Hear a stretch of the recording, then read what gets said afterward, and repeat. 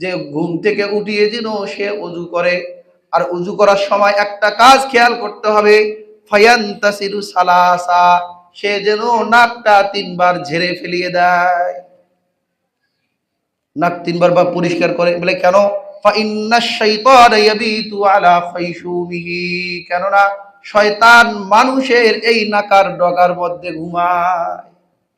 ওই যে শয়তান, কারণ পুরা বডি নিস্তেজ হয়ে গেছে, একটা মাত্র অঙ্গ ঠিক আছে, কোনটা? সেটা নাক। ওইটা দিয়ে নিঃশ্বাস যাইতেছে আসতেছে, আর সেখানেই সে বসে আছে। ওই যে লাআকুদান্না লাহুম সিরাতাকাল মুস্তাকিম, মানুষকে কিভাবে ঠেকানো যায়, একটাই পথ আছে নিঃশ্বাস যাওয়ার এবং আসার, সেখানে সে বসে আছে।